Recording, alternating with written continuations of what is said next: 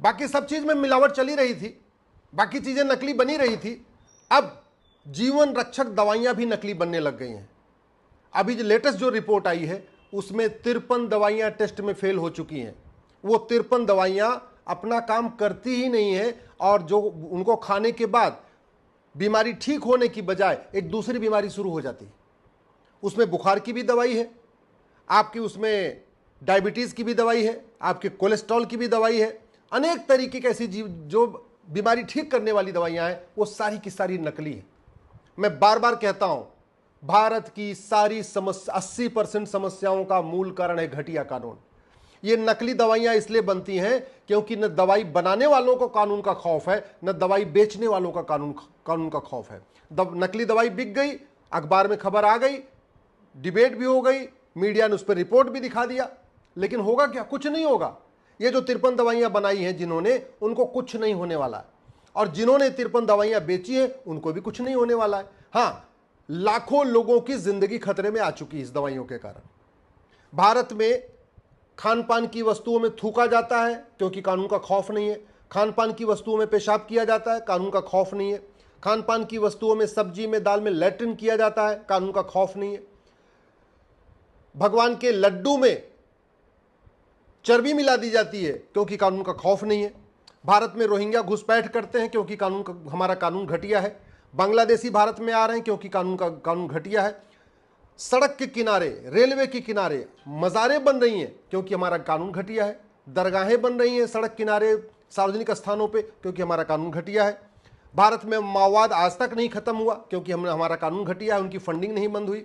नक्सलवाद आज तक खत्म नहीं हुआ क्योंकि भ्रष्टाचार, जो उनको फंडिंग आती है काला धन हवाला से, उसके खिलाफ हमारे पास कठोर कानून नहीं है। पत्थरबाजी आज भी कहीं कहीं होती रहती है, मूल कारण है पत्थरबाजों को आज तक कठोर दंड नहीं मिला।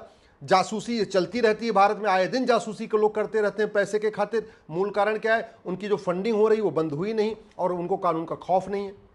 तो चाहे आप किसी भी तरीके की समस्या देखिए, जमाखोरी चल रही है, कानून घटिया है। मिलावटखोरी चल रही है, कानून घटिया चल रही है। नशा तस्करी हो रही है, उसका मूल कारण है घटिया कानून।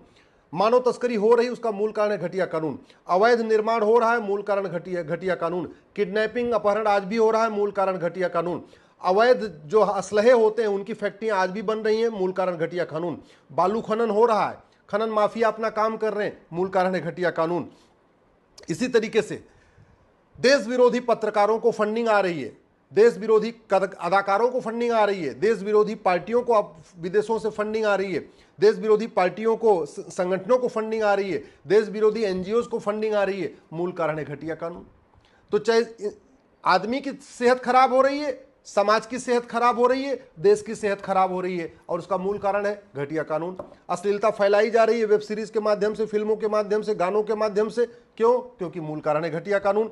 आप भी, आपकी भारत में झुग्गी बनाने के लिए अवैध फंडिंग हो रही है, एयरपोर्ट के किनारे कब्जा हो रहा है, हाईवे के किनारे कब्जा हो रहा है, बंदरगाहों के किनारे अवैध झुग्गियां बन रही है, जंगलों पे कब्जा हो रहा है, पहाड़ों पे कब्जा हो रहा है, मूल कारण है घटिया कानून। लफ्ज़ जिहाद हो रहा है, लैंड जिहाद हो रहा है, मजार जिहाद हो रहा है, ओट जिहाद हो रहा है, मूल कारण है क्या है? इसका घटिया कानून। मदरसे बहुत तेजी के साथ फैलते जा रहे हैं, मिशनरी स्कूल फैलते चले जा रहे हैं, इसी साथ साथ मिशनरी भी धर्मांतरण करा रहे हैं और जिहादी भी धर्मांतरण करा रहे हैं। मूल कारण क्या है? घटिया कानून। और कानून बदलने की लागत क्या आती है? जीरो, एक पैसा नहीं आता। लेकिन सुबह से लेकर शाम तक ये नेता, अभिनेता, लेखक, बुद्धिजीवी, पत्रकार, कलमकार जो ज्ञान बांटते रहते हैं, सोशल मीडिया में भी, फेसबुक पे भी, ट्विटर पे भी, जो दुनिया भर का ज्ञान बांटते रहते हैं, आज तक ये कानून बदलने की बात नहीं करते।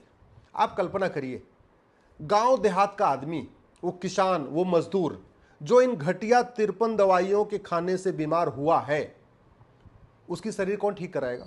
उसकी बीमारी कोई कौन ठीक कराएगा?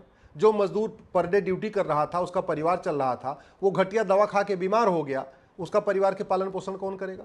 जो किसान अपनी खेती कर रहा था, वो घटिया दवा खाने से और बीमार हो गया, उसकी खेती कौन करेगा? मैं बार बार कह रहा हूँ, भारत में कोई भी समस्या ऐसी नहीं है जो लाइलाज है। भारत में ऐसी कोई भी समस्या नहीं है जो पूरी दुनिया में है। ये कलयुग केवल भारत में ही है, पूरी दुनिया में कलयुग नहीं है। न्यूजीलैंड में कलयुग नहीं है, सिंगापुर में कलयुग नहीं है, जापान में कलयुग नहीं है, इवन रूस में कलयुग नहीं है, अमेरिका में कलयुग नहीं है, चीन में कलयुग नहीं है। कलयुग का मतलब यही ना कि भ्रष्टाचार अपराध। तो जितना भ्रष्टाचार अपराध भारत में है, इतना तो बाकी देशों में नहीं है। और हम कहते हैं भारत में कलयुग आ गया है।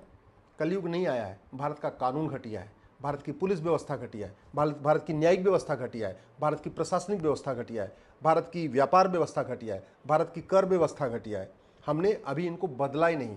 इलेक्शन रिफॉर्म करते नहीं है, इसलिए गुंडे, मवाली, अंगूठा टेक, अनपढ़, गंवार, अनाड़ी, माफिया वो पार्षद बन रहे हैं, प्रधान बन रहे हैं, सांसद बन रहे हैं, विधायक बन रहे हैं।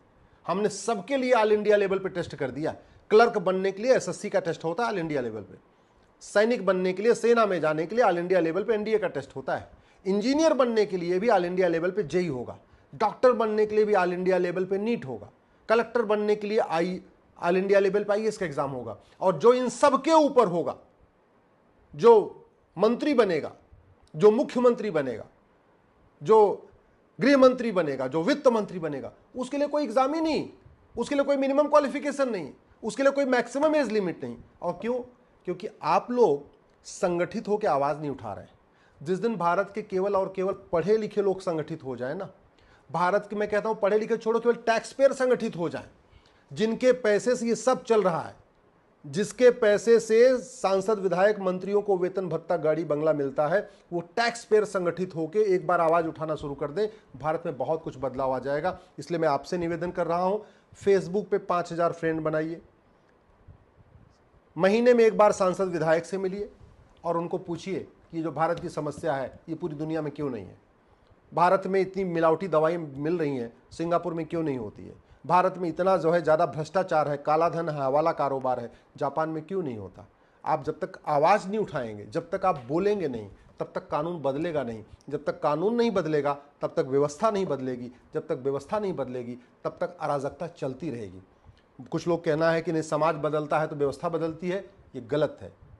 कानून बदलता है तो व्यवस्था बदलती है, और व्यवस्था बदलती है तो समाज बदलता है। वही व्यक्ति ट्रेन में चलता है उसका अलग व्यवहार होता है, मेट्रो में चलता है अलग व्यवहार होता है, फ्लाइट में चलता है तो अलग व्यवहार होता है। व्यवहार तुरंत बदल जाता है, जैसे व्यवस्था बदलती है, जैसे नियम बदलते हैं, वैसे आदमी का व्यवहार बदल जाता है। भारत की कोई भी समस्या लाइलाज नहीं है। मैं आप लोगों से निवेदन कर रहा हूँ, जितनी समस्याएं भारत में हैं, इनमें आप एक बार 5 बार वाई लगा के देख लीजिए, फिर आपको समझ में आ जाएगा मूल कारण है घटिया कानून। गरीबी, भुखमरी, कुपोषण, प्रदूषण, ये सब जितनी समस्याएं, सबका कुछ न कुछ, भाई 50% समस्याओं का मूल कारण तो जनसंख्या विस्फोट है। अगर हम एक कठोर जनसंख्या नियंत्रण कानून बना दें, भैया जो हम दो हमारे दो नहीं मानेंगे उसकी नागरिकता खत्म कर देंगे, देखिए कल से लोग मान लेंगे, और मान लेंगे अगले 10 से 15 साल में कुपोषण भी कम हो जाएगा, प्रदूषण भी कम हो जाएगा, बेरोजगारी भी कम हो जाएगी, बाकी और समस्या भी कम हो जाएगी। घुसपैठ हो रही है, क्यों? क्योंकि हमारा कानून घटिया। एक कानून बना दे भाई, घुसपैठियों को और उनके मददगारों को 10 से 20 साल सजा मिलेगी, उनका 100% प्रॉपर्टी जब्त होगी, नागरिकता खत्म होगी। मैं गारंटी के साथ कहता हूँ 80% घुसपैठी अपने आप भाग जाएंगे। एक कानून बना दिया जाए, धर्मांतरण कराने वालों और उनके मददगारों की 100% प्रॉपर्टी जब्त होगी, नागरिकता खत्म होगी, आजीवन कारावास, फांसी होगा। मैं गारंटी के साथ कहता हूं अगले महीने से ही धर्मांतरण बंद हो जाए। एक कानून बनाने की, जो नशा तस्करी करेगा, जो उनकी मदद करेगा, 100% प्रॉपर्टी जब्त करेंगे, नागरिकता खत्म करेंगे, आजीवन कारावास, फांसी देंगे। मैं गारंटी के साथ कहता हूं अगले महीने से ड्रग स्मगलिंग का पूरा खेल, हमारी जो यंग जनरेशन नशे में बर्बाद हो रही है, हमारी यंग जनरेशन बच जाएगी। एक कानून बना दे, अगर किसी ने अश्लीलता परोसा, उसके ऊपर तगड़ी पेनाल्टी भी होगी, उसको सजा भी होगी। ये जितना ओटीटी पे अश्लीलता परोसी जा रही है, रील के माध्यम से अश्लीलता परोसी जा रही है, जो आपके फिल्मों के माध्यम से अश्लीलता परोसी जा रही है, जो आपके नाटकों के माध्यम से अश्लीलता परोसी जा रही है, जो फूहड़ गानों के माध्यम से अश्लीलता परोसी, ये सब बंद हो जाएगा।